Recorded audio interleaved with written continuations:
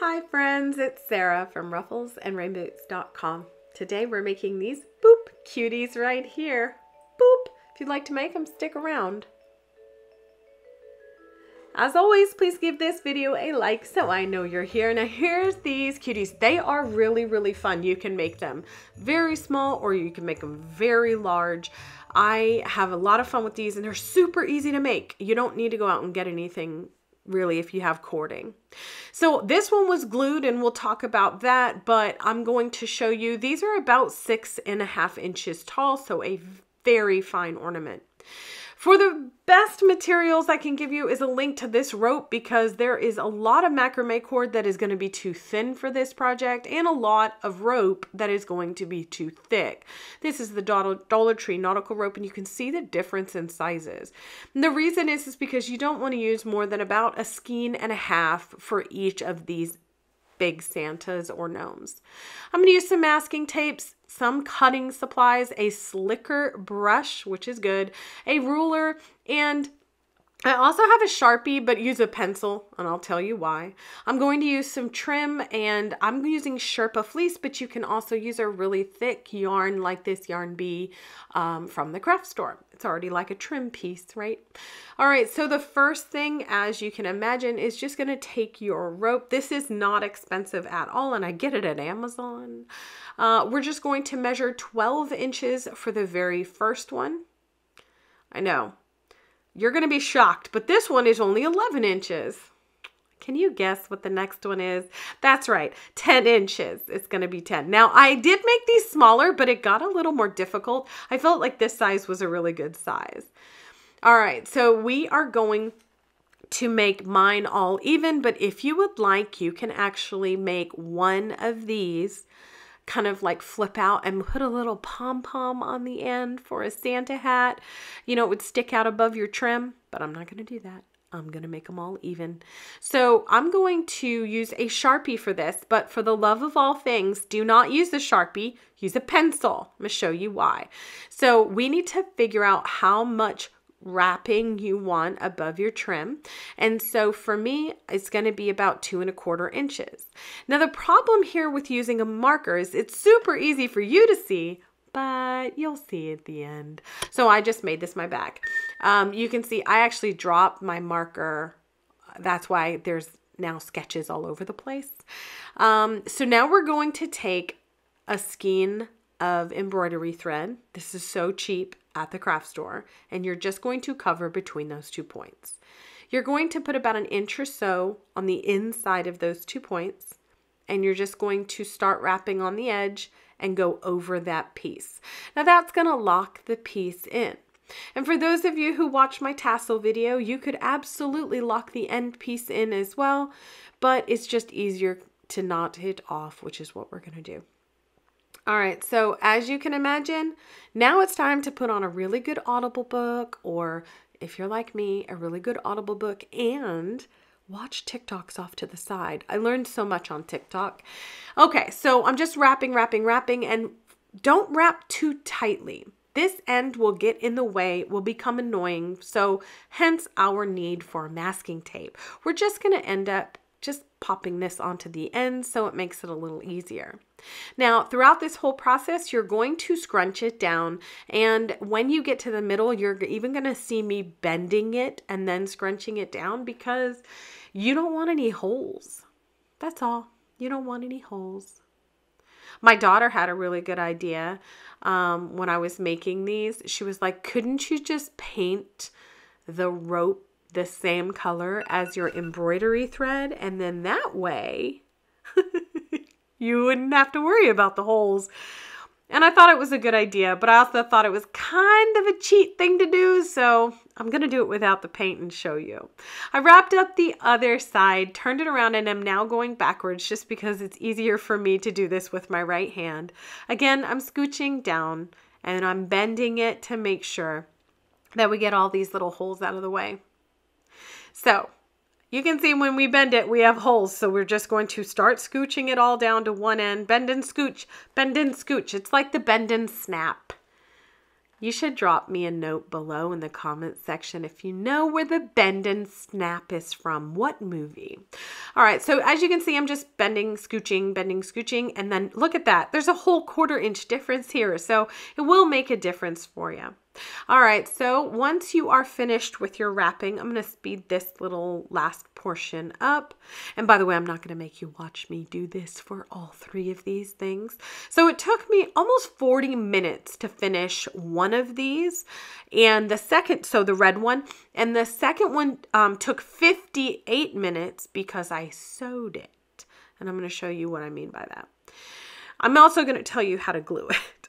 All right, so I'm just going to make a knot at the end here. I'm holding the one side, and then I'm just going to wrap this around my fingers and to create a loop so that I can put the end through. And the reason I'm doing this is because we actually don't want this to go anywhere, and that's all. If you would like to put a small dollop of hot glue here instead of tying these double knots like I'm doing, you can, but just a quick thing about the glue.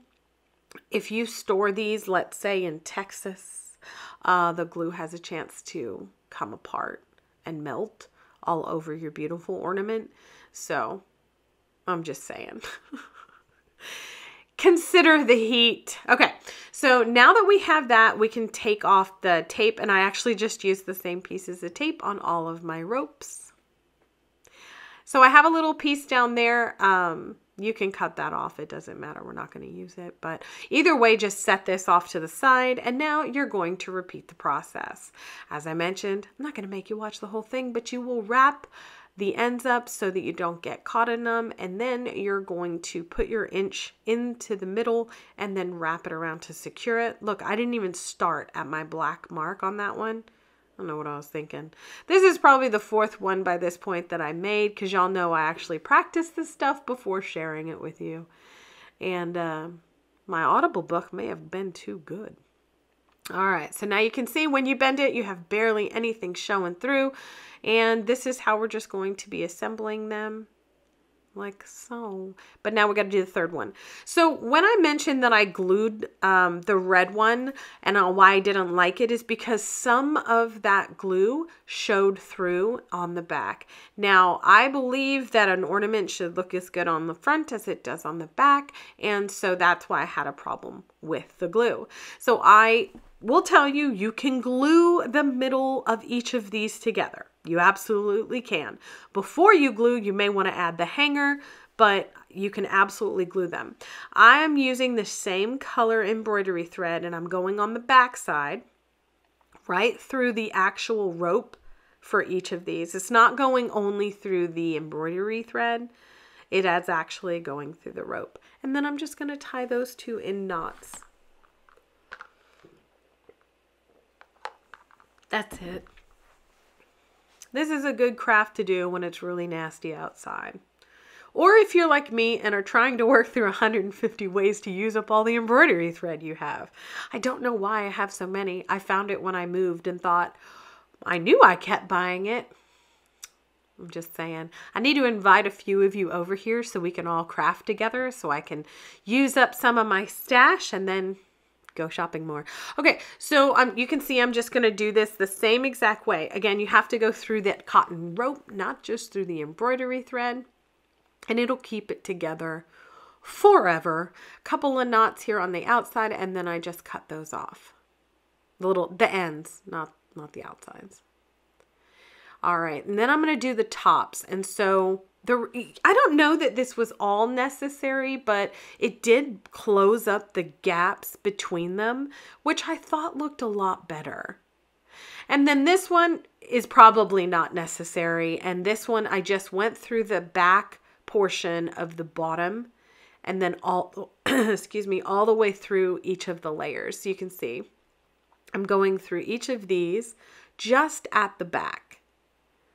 And the reason I'm just using my desk to push that needle through because I'm way too lazy to use force. So, and now I'm just going to go through that last one. And then once I go through this last one, I'm just going to go right back down I'm going to move the needle over just a little bit and go right back down. And I felt like this was a really easy way to pull down so there was no air or like no light in between the layers. But again, you can do this with glue. I just did 2 with glue and 2 with this and felt these looked a lot better, especially if you're sewing. They definitely looked better. All right, so now that we have that, I'm going to go ahead and go through the second and the outer loop so that I can create an ornament tie. And so there you go. That's it. That's all I did. Just tied it like that. And it's cool because it kind of leans a little bit forward off the branches. So I like it. And then you can see that's my last of my 1.5 skeins. So it's nice. I don't know if embroidery thread comes in different sizes. I hope not, because that's the only one I ever find at the craft store. So next up, I protected my work surface. I unraveled the main cotton rope, and then this slicker brush makes really quick work of this. If you have a comb, you can use that. But man, the slicker brush makes it a lot easier and a lot faster. So you can see now that all of it is brushed out, I'm going to add my trim at this point. You can cut it at this point as well. But I'm just going to use this Sherpa fleece, and I'm going to make it about twice as wide as I want it. And the reason is it's so wide is because this stuff sheds like crazy, and I'm going to pull off all this extra stuff right here. See? I don't want that on my tree. And so now I'm going to glue the top and the bottom into the center. And then that way it looks all nice and finished on the outside. So just like that, and then I'll speed up the next part. You're just doing the same exact thing, putting it in the middle. No one's going to see this part. It's the back. So now I'm going to cover up the front, flip it all over, and glue it on the back.